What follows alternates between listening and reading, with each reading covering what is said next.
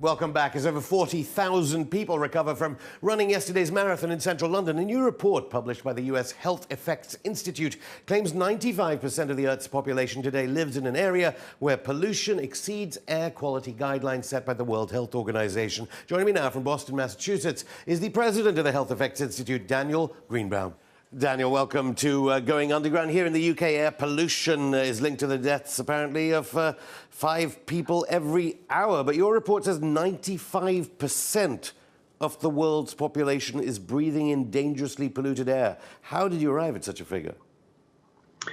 Well, we are part of a larger global burden of disease effort that systematically looks at what the level of air pollution is in every corner of the earth. There are a series of studies that have been done throughout Europe and the UK, in the United States and Canada, as well as in Asia, that say that on an annual basis, the numbers of people dying prematurely due to air pollution is higher for those who live in the highest polluted areas. So that allows us to average across all of those studies to come up with an estimate of over 4 million people worldwide being affected by ambient air pollution. Can you understand why there's some skepticism amongst the publics in OECD nations, given that governments told them to, for instance, buy diesel cars, and your report is again talking about the PM 2.5 particulates, obviously, which emanate from sources like diesel?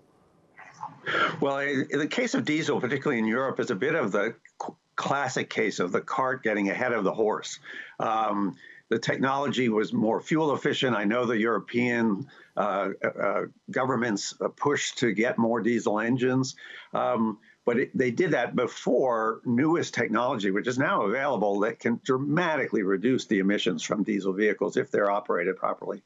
So unfortunately, unlike most of the rest of the world, Europe has a large number of diesel cars with substandard control systems on them. I think what may surprise some people is the sources of funding for your institute. You're coming out with a report suggesting such a scale of air pollution when your institute is funded by BMW, Chrysler, Volkswagen, and so on. Is it difficult producing a report that seems to be so critical of arguably industrial capitalism and the motor vehicle industry whilst being funded by them? Well, the Health Effects Institute's been around for 35 years. Yes, all of the car companies in the world contribute to us, but so do regulatory agencies, the European Commission we've done some things with, the US EPA is the biggest sponsor. And we have a well-deserved reputation for being very independent in our science. In fact, the toughest diesel rules in the world, the ones that were adopted in the US in 2000 for trucks and buses, were based on HEI science. You mentioned the EPA. You're an EPA award winner, multiple award winner from the US Environmental Protection Agency. Have you noticed any changes under the Trump administration? Well, there clearly are a lot of announcements that have been made about trying to cut the budgets, about trying to roll back some of the rules that were put in place in the previous administration.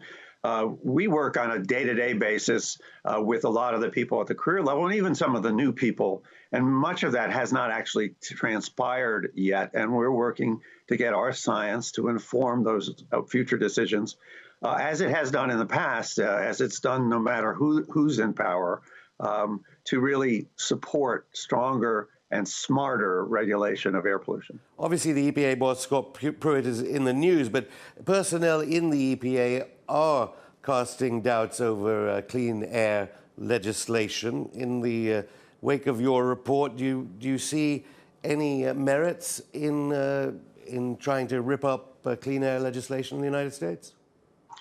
Well, I don't think anybody, and I know Congress, will not consider undoing the Clean Air Act, the major law that we've had here since 1970. And in fact, the air programs for EPA have been fully funded by the U.S. Congress as recently as 3 weeks ago.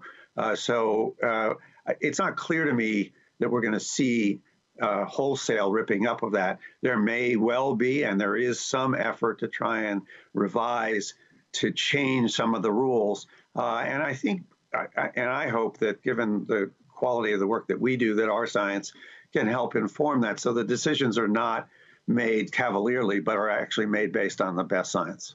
I presume you'd say this report is based on the best science. It's scientific, but of course, we know that the EPA chief said science shouldn't dictate policy in Washington, D.C.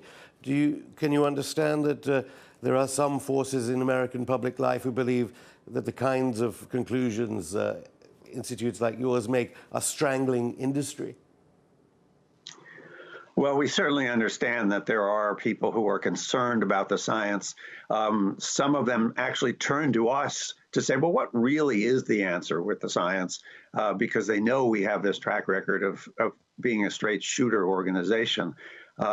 It's unfortunate if somebody stands up and says the science doesn't have a place in these kinds of decisions. I think that that's always been one of the misunderstandings here. I think well done science tells you we know there are effects at such and such a level of exposure in air or in water.